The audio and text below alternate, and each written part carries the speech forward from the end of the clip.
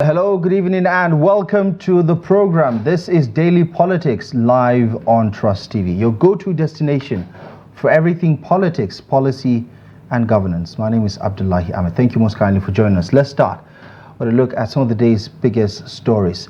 We start in Kano, as at least 31 persons have been confirmed dead during the recent flood disaster which ravaged 21 local government areas of the state. Similarly, no fewer than 280 people were affected and 5,280 houses were destroyed by the flood disaster. The Executive Secretary of the State Emergency Management Agency, Isiaku Kubarachi, disclosed this while speaking to newsmen on Wednesday. Now, let's talk about northern security, as the Arewa Consultative Forum has urged for swift action to end the decade-long insecurity plaguing the northern region. This call was made during a meeting of the forum's Board of Trustees in Kaduna, where key stakeholders gathered to discuss the region's challenges. The meeting centered on revitalizing and re-strategizing the Arewa Consultative Forum to fulfill the vision of its founding fathers, particularly in addressing pressing issues facing the north.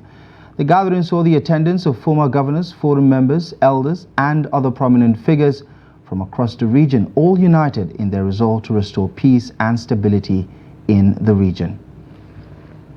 Food production is becoming increasingly difficult as farmlands are abandoned and the farmers are either killed or are fleeing to IDP camps. Whatever it takes, these crises have to end, and end quickly. Our survival depends on it. Destitution and hunger, growing joblessness, especially among the youth, and the twin calamities of Almajiri and street children are all crying for solution. Environmental degradation and crisis of climate change. Right, that is, of course, our tidbit for you this evening. Now to today's biggest issue. Nigerians are once again reeling from a nationwide petrol price hike, hitting their pockets hard as fuel remains the lifeblood of the Nigerian economy. From Lagos to Sokoto, Maiduguri to Port Harcourt, the frustration is palpable, a nation desperate for relief. Despite official denials, pump prices now range from 880 naira to over 1,200 naira per litre, depending on where you are. Despite recent celebration of Dangote Refinery's petrol production, the big question looms: how much more can Nigerians endure? Join us on the program tonight to help dimension the issues is economist Rabiu Tukur to help us provide some context and give us some insight. Thank you so much for joining us on Daily Politics. Welcome. Thank you very much, sir. Thank you very much for having me. Okay, before we get into the crux of the matter tonight regarding the current situation with fuel prices and its impact on the lives of Nigerians, let's take another look at developments from Kaduna. The Arewa Consultative Forum met earlier today to discuss issues of the north. They highlighted critical issues. What are your takeaways listening to these renowned figures from the north speak on the state of affairs? Well, I have multiple opinions about this. I have more moderate opinion that I would think will be more palatable for our public consumption and for public consumption. And then I have some others that I can only air them when I meet one of them or those among them.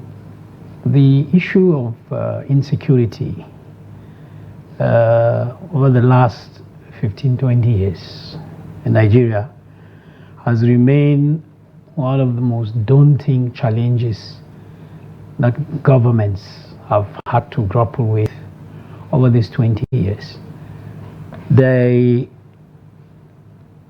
The symptoms of insecurity is what Nigerians have been left with to bear.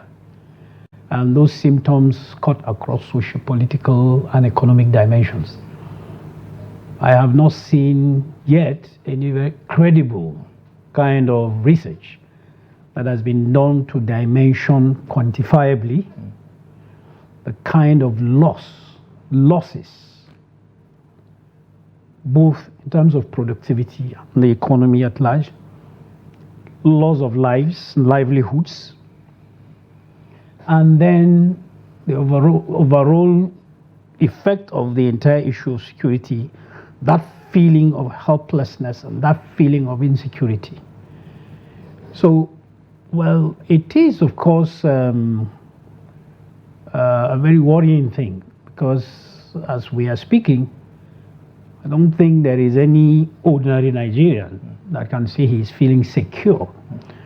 Secure both economically, and then socially and politically. When we have the mass majority of Nigerians now facing the fear of starvation because of the maladministration that we have seen successively from administration to administration, even though compounding from one administration to the next. I think an average Nigerian has never come to face this kind of... you think this is the worst it has been? I mean, for the generation of Nigerians existing, this is the worst it has been. Because it is it's no longer about the physical security. The political security and economic security are all intertwined. And so I would say over the last 28 years, 30 years, the rates of inflation we're registering has never been registered over the last 28, 30 years. So whatever pulse or whatever parameter that you can take to gauge the health of a nation, Nigeria is in a critical care kind of, whatever parameter that you're looking at. There's no version of that you can say is glass half full? No. If you take, for example, you can dimension Nigeria as a hypertensive nation, your readings are terribly bad.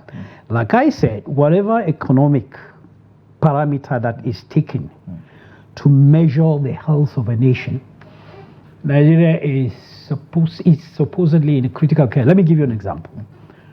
We have literally growing GDP.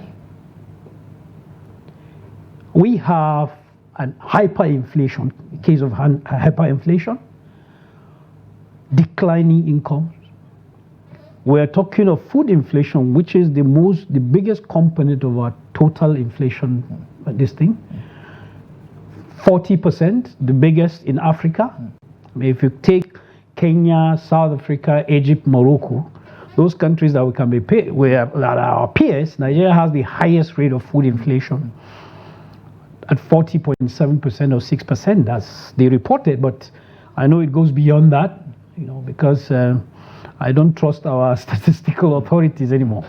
Now, food inflation is at this rate. We are highest. You take GDP growth rates. Yes, we are tinkering with figures that I know cannot really be real. They could be imaginary. I know statistical authorities will always give figures that complement the government. Nobody will give figures that will say the government is not doing well. Now, cost of living, whatever thing, state of infrastructure, cost of energy, insecurity, economic insecurity, political insecurity, a burgeoning debt crisis emerging, because the government of the day has just been borrowing money irrespective of what the catastrophic effect it will have in the Nigerian economy over the medium term, I should say, not long term. And so, I don't know, whatever parameter that you will take that would say Nigeria is navigating and the parameters are saying something good about the country. Yeah. And in talking about the position of the Arewa Consultative Forum, just before we segue back into the main conversation of the evening, it's clear that they're re-echoing what has been said over and over again. They're saying the obvious things, right? That, things are bad. You look at the education, you look at poverty levels, unemployment, insecurity, which is the biggest agenda of the day.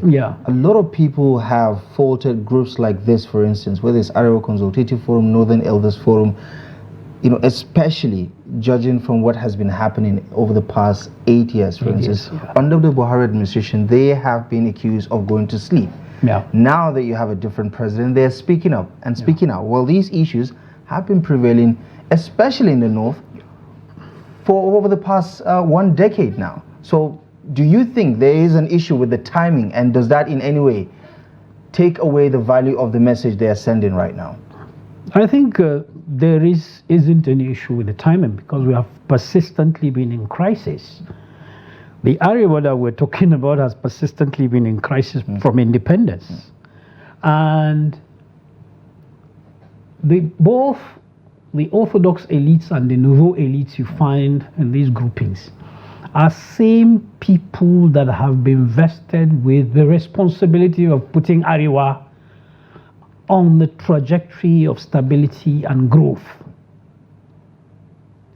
And it is the same people that have condoned all the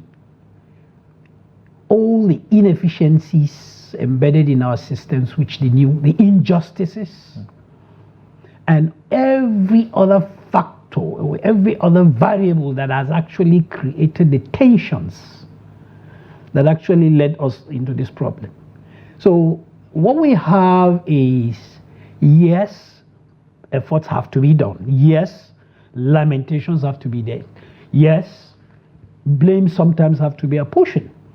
But what I see in the demographics of those people that met in the Ario Consultative Forum, which consisted a lot of governors, that actually were the former governors, a lot of former governors, a lot of former ministers, a lot of former this and that, that invariably, if we would do a diagnostics of why we are where we are, and you want to apportion the blames, every one member of this forum will have one. You think some of them are architects of the problem that we're dealing with today? What I'm saying is some of them, knowingly or ignorantly, did a combination of things that actually led us into this. Let me give you an example.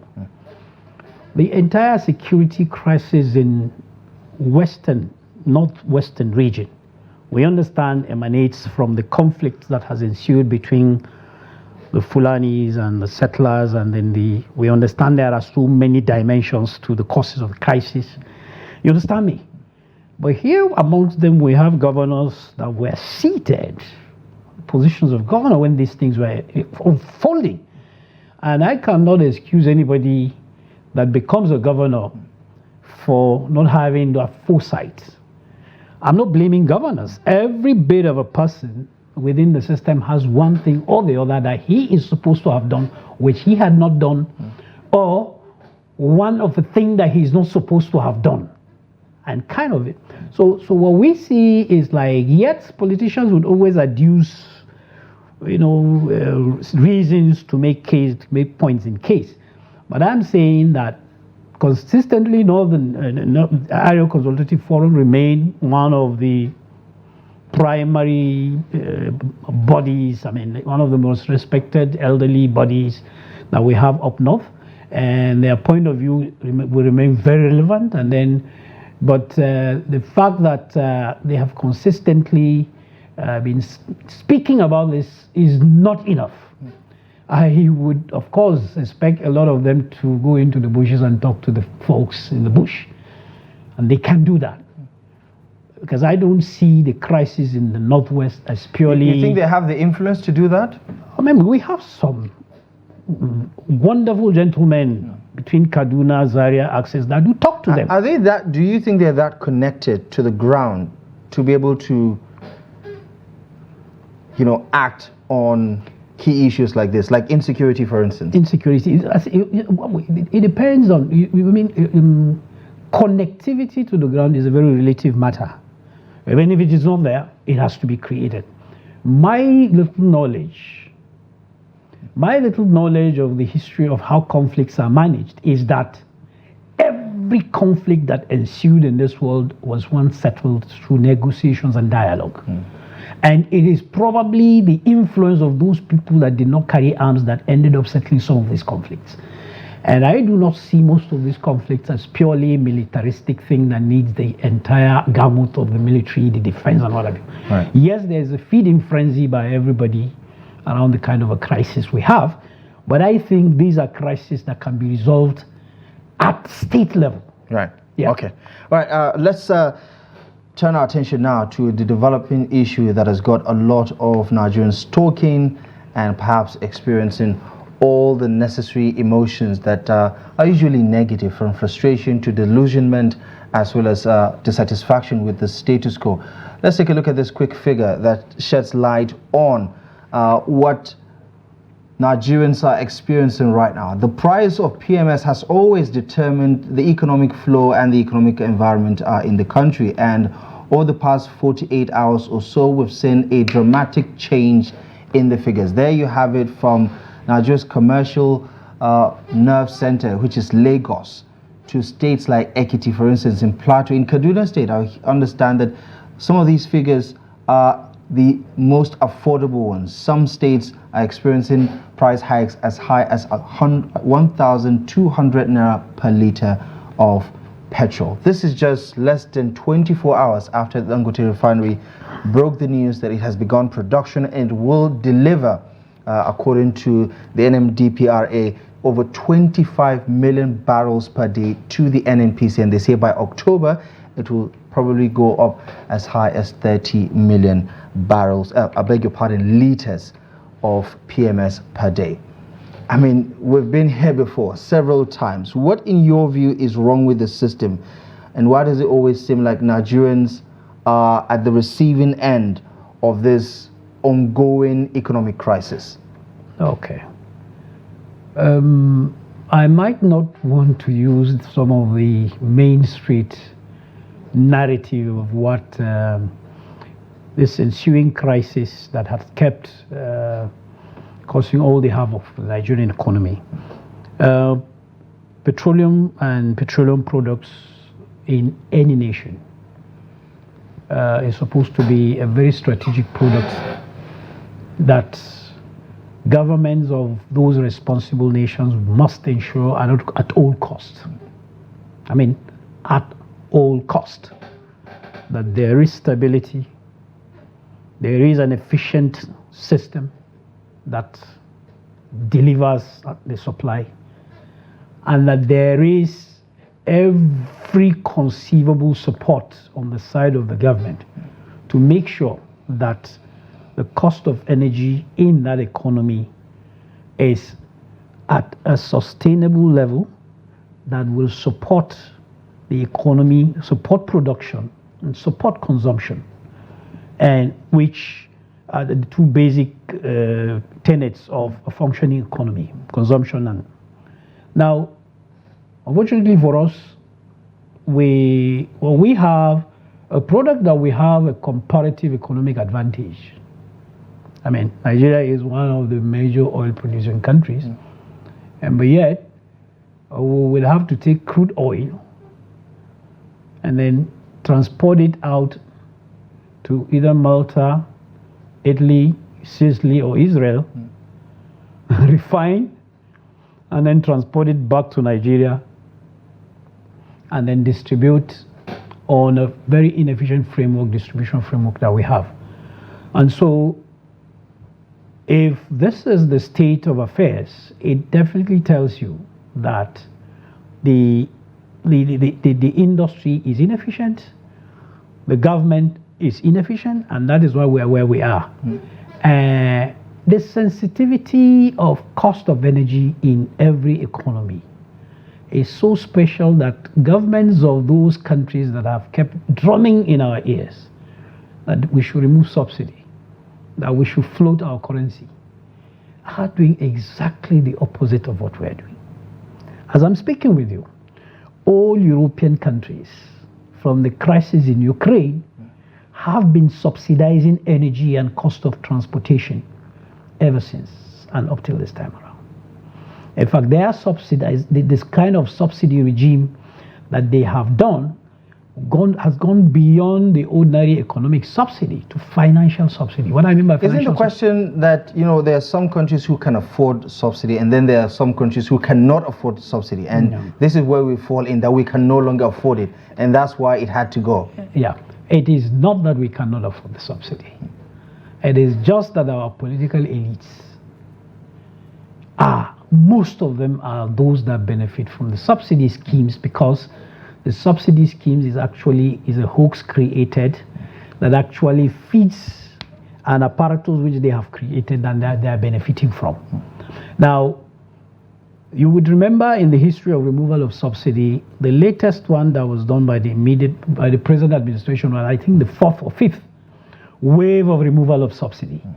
But immediately the subsidy is removed, you will notice after some few moments, another subsidy will engineer itself within the system. So that tells you that these subsidy schemes are actually created because a lot of cases in Nigeria, it is subsidies that cash is doled out to certain individuals that present invoices.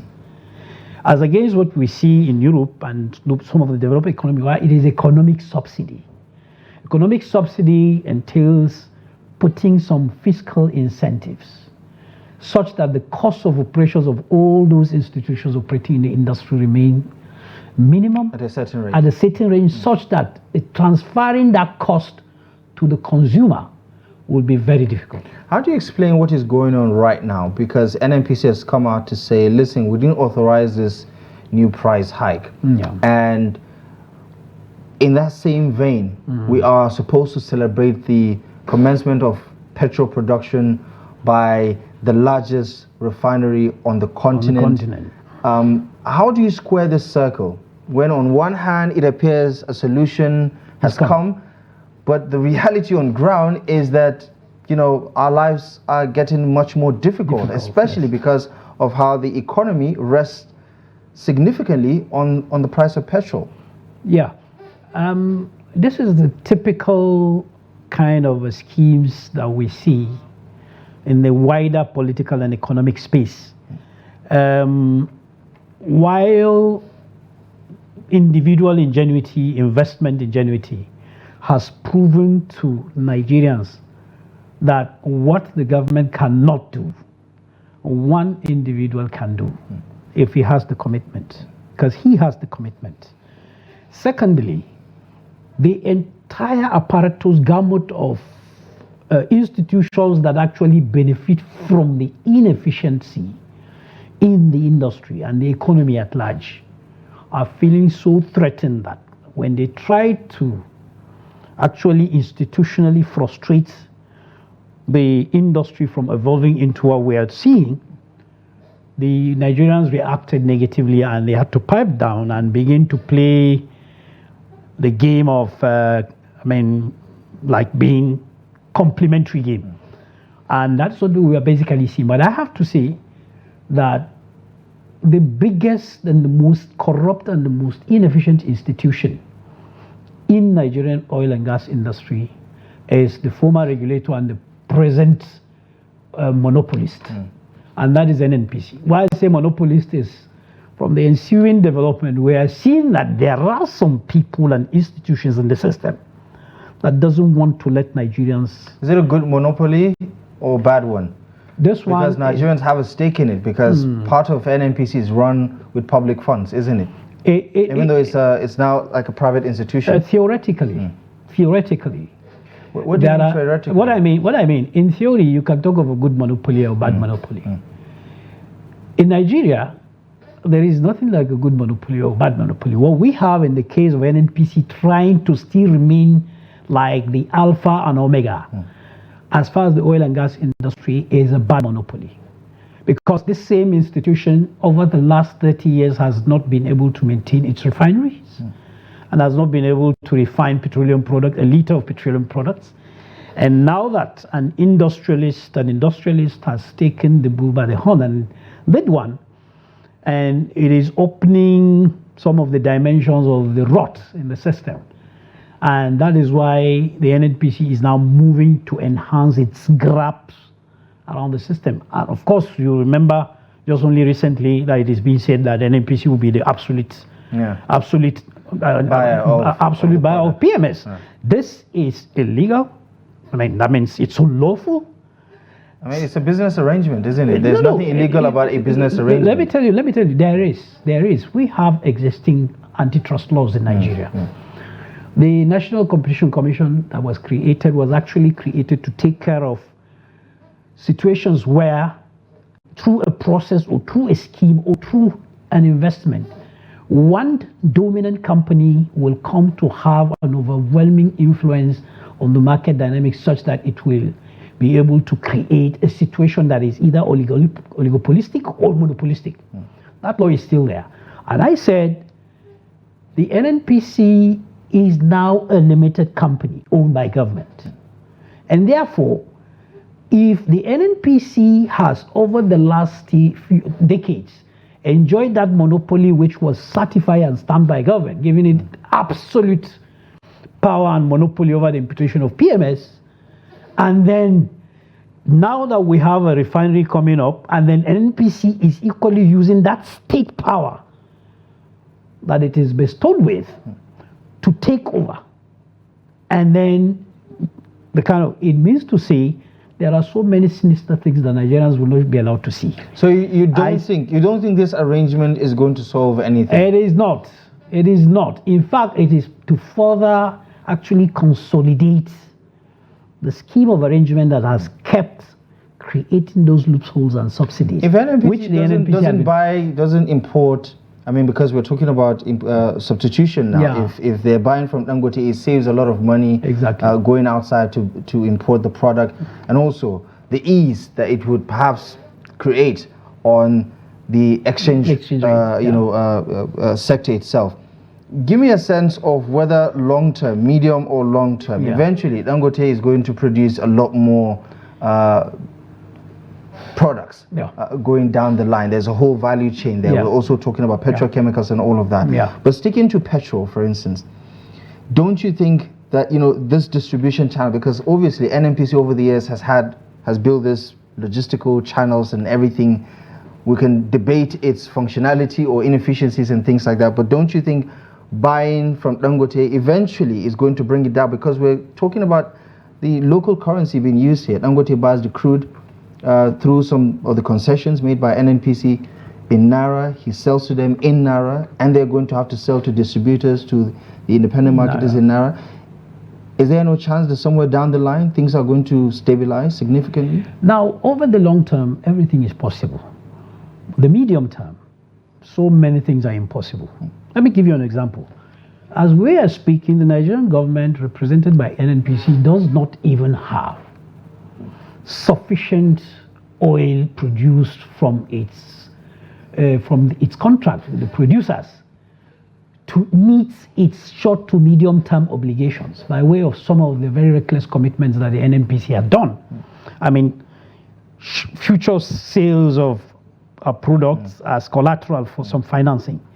As we are speaking, NNPC and the Nigerian government does not have enough, and that is what actually prompted the president bringing in the defense establishment and asking them to go and deal with those that steal fuel, oil, and what have you. And the surprise I got was that from this news we are hearing, that they were decisively dealt with, and then productivity is increasing, which meant to tell me that from the president's meeting down to the day the onslaught on the private guys in the Niger creeks of the Niger Delta, it meant to say that our defense establishment is everybody is fully aware of who are the guys. Now, as we speak, the 2 million barrels quota that OPEC has given to Nigeria is not still available. And therefore, for a refinery like Dangote, it could sometimes be more appropriate, more profitable, and more proficient to even import crude petroleum product and produce and sell. Because medium term, like you said, for how long do we have to wait until the security establishment fix the Niger Delta creeks and the whole theft? The whole theft. And then so that we can meet like 3,000 barrels a day, 3 million barrels a day, so that Dangote's 600,000 barrels will be guaranteed. Right. Now, medium term, it's technically not possible. It's operationally not possible. Long term, yes, possible. And the only options Nigeria will have is that, remember, for every liter of petroleum product you see in Nigeria, there are very critical cost component in the transaction that actually makes Nigeria's fuel more expensive. If the industry is efficient, the price of petroleum products should not go for up to 50% of what it is. Let me give you that leg. Now, NNPC will take crude oil and then export it and pay cost of transportation in dollars to some of those refineries in the Mediterranean, in the Mediterranean Sea. When they refine the products is now imported, paying US dollars for the vessels, and then they will come and berth off Nigeria's territorial waters. And then NNPC will now buy from there in dollars, and then transport the same product in dollars from 200 nautical miles offshore and to Lagos or Warri or Port Harcourt. Now, all these cost elements that you're seeing, if Dangote will import products directly, will cut off all these expenses. And technically and operationally, we would have cheaper petroleum products in Nigeria than even waiting for the NNPC to afford to. So these are some of the operational challenges that we see in some of the schemes that are being discussed. So, to average Nigerians watching the program right now and who are wondering, what can they expect in the coming weeks, in the coming months? Because we are talking about how daily life is being negatively impacted. I mean, between yesterday and today, public transportation, we've seen so many people in 30, Lagos 40%, in different, 30, 40%. people trekking long distances, people unable to get to their jobs on time, or unable to even leave home because they cannot afford it. I mean, schools are going to reopen anytime soon, so you can imagine how complicated that is going to be. Exactly. What can you tell them from your understanding of what is happening on the ground right now? Is this a simple question of demand and supply, or is there something more at play here? There's a lot more at play. Somebody is not doing his job appropriately and efficiently. And what I will advise our viewers is to brace up, because looking backwards a year ago from the removal of subsidy and the foreign exchange market fluctuations, I mean the framework that was created for trading FX had actually caused a serious havoc on the Nigerian economy that we are still grappling to survive, And then suddenly another shock has come. You will see this shock actually creating another impetus for increase in rates of inflation of on quarter by quarter basis of between 3-4% with this impetus. And therefore, it's not about the cost of petrol. In fact, the prices of food in our market has begun to adjust. And you would know that the sensitivity of the prices of petroleum products and energy at large is one of the most important component and inflation creator in our economy. And where the Nigerian government's body language is like things are okay, should make our listeners to still have to brace up for additional hardships and additional sufferings and additional havocs in their livelihoods. Would you put a timeline on it? When we say medium term in economics, we're looking at 1-2 years. Yes.